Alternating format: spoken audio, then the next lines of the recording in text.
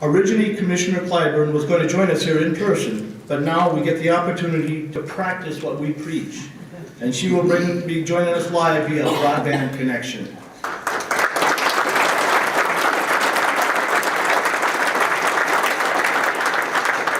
Also joining us this morning is NTCA CEO Shirley Bloomfield.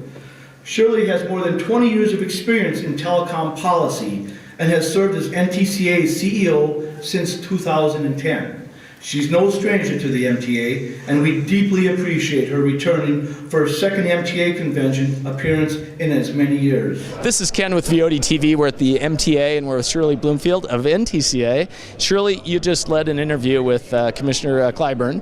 Why don't you give us a brief recap, and we'll have a conversation about that. So it was great of the Commissioner to be able to join us. We did it via a broadband network, which was exciting, except for a few technical snafus. But it was a great opportunity, I think, for folks here at MTA to hear a little bit about what the FCC is thinking right now, kind of where their priorities are, and a little bit of a sense of, where the Commissioner looks to see things head in the future, both on, things like call completion, on some wireless issues, on the IP transition.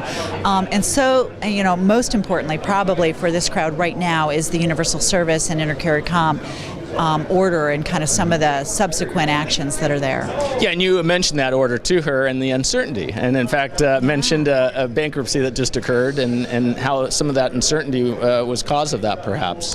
Yeah, and I think that it was very interesting to me. I will tell you, my big takeaway from the discussion with the Commissioner today was one of the things we have really talked about with the concerns on the order has been the regulatory uncertainty. This is a really capital-intensive industry. People have put in a lot of money into the ground. They are making big commitments. They are trying to devise, business plans going forward. When these caps are going to change on an annual basis, so how do you really know what your opportunities look like? I thought it was interesting that right out of the box, she hit me back on regulatory certainty and basically, I think, said to the audience, you know what, get over it. It's a regulatory, these are uncertain times. So why should you all actually qualify for more regulatory certainty than any other sector of the industry given the economy right now? I thought it was interesting because at the same time, the message that these carriers get from the FCC is build more broadband, build more broadband, build more broadband. Well, it's a really mixed message in my book. I don't know how you tell an industry, go build the broadband, but you know what? You're just going to have to kind of cross your fingers and do a leap of faith that you're going to be able to recover your costs. Yeah, and it's clearly different. I mean, it seems like she had, understands the distinction between bigger markets and smaller markets, but there is a different calculus when you know that you've got 1 million subscribers versus 900 potential subscribers. Yes, because she did mention scope and scale when we talked about video issues, which I also thought was interesting. It was like that was the one venue where she really kind of got excited about, yes, scope and scale, and we still need to make sure these services are out there. And my thought is, well, these services, you can apply that to wireless, you can apply that to landline, you can apply that to broadband. There's a lot of other issues that scope and scale is just makes it very difficult to bring advanced services.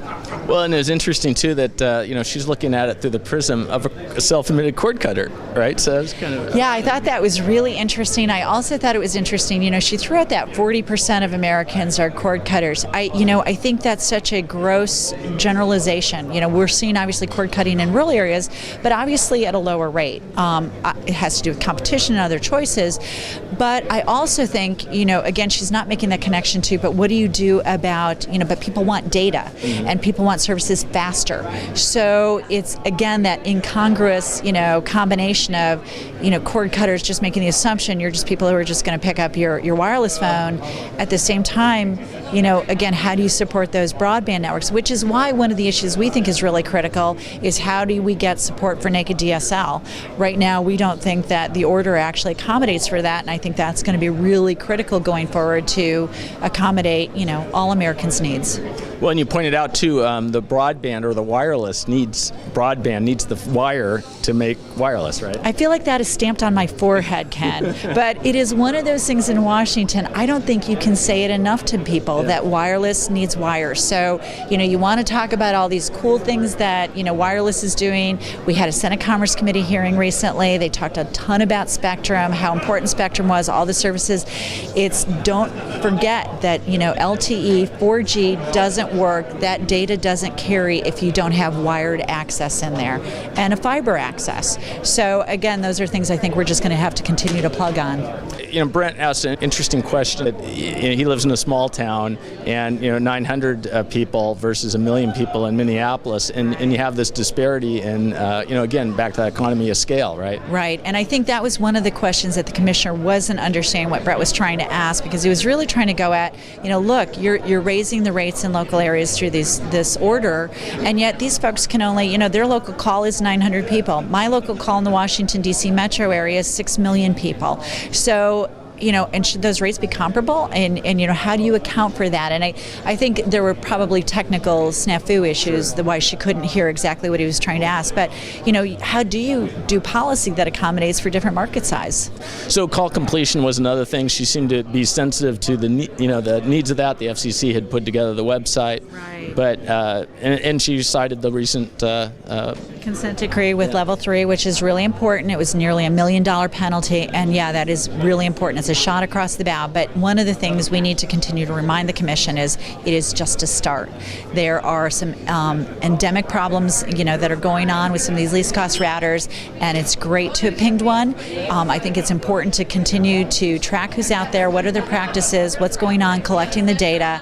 So they've got an NPRM out there right now, which is a good process. We would have liked to have seen something a little bit stronger than an NPRM, because we do all acknowledge there is a problem.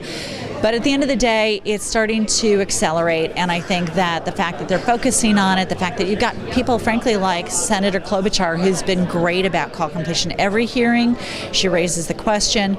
Although I will tell you, I'm personally sad because our biggest champion in the United States Senate on call completion has been Senator Tim Johnson from South Dakota, and he announced yesterday he will not be seeking re-election, which doesn't surprise me, but he has been such a great advocate. He's hosted briefing sessions for Senate staff people to better understand this issue, what's going on, what's happening out in these rural markets. Well, and I think that leads to maybe a bigger point, and that is the whole challenge of keeping up with technology change and the glacial pace that government is at. It can't keep up. I mean, we're not even operating under a federal budget right now. So, I think when we think about these expectations for Congress to jump in on these incredibly hyper-technical issues, frankly, there's no way, which is why the game has been primarily played at the FCC. Congress continues to play a really important role in terms of putting pressure, bringing some of the politics to bear. But at the end of the day, Congress, this is so far beyond their ability to kind of really get into the weeds on this stuff. And again, I think, we've also got such a divided Congress, it's really hard to get anything done. Sure. One of the things that Commissioner Pai a couple of weeks ago, when I spoke to him, he talked about the idea of asking for forbearance at least on some of the cable issues, right? Right. And I think some of those things are going to be, important things to take a look at. You've got to use whatever tools you've got, and forbearance is a tool. I think you've got some expedited processes that can be a tool. And, frankly, the other thing, there are other tools, even Congress has, like holding congressional hearings, airing these issues, getting people to understand them a little bit better, education processes. All of that is a really important part of, kind of using every tool that you've got in your toolbox. Well, one of the things, and you were just talking off stage about this, but the whole idea of the unification of your association, how that's helped speed things up. Right, and it has been really very gratifying. First of all, I was incredibly impressed with the membership in both associations, recognizing that these are very challenging times, and they, it really showed a great deal of vision in terms of being able to come together and, in spite of different cultures and backgrounds, unify the two associations. And as we were talking, we have seen our ability to move so much quicker, so much faster. We are able to get filings in. We've taken on additional staff at NTCA from the OPASCO team, put them to work right away. They've been a great addition, writing filings, doing ex partes, hitting the ground running. So it's allowed us to increase the scope of work that we're doing, and it's certainly allowed us to move a lot faster on it. And what we're also finding is that policymakers, it's easier for them to just have one place to come to when they say, there's going to be a hearing, we need a witness, or we need you to come in and do a briefing. It's people worry less about the politics, and they know where to call, and we're able to kind of take care of all that.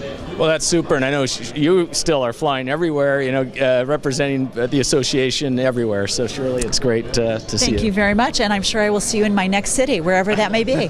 Great, thanks. Look forward to it. Thank Likewise. you, Ken.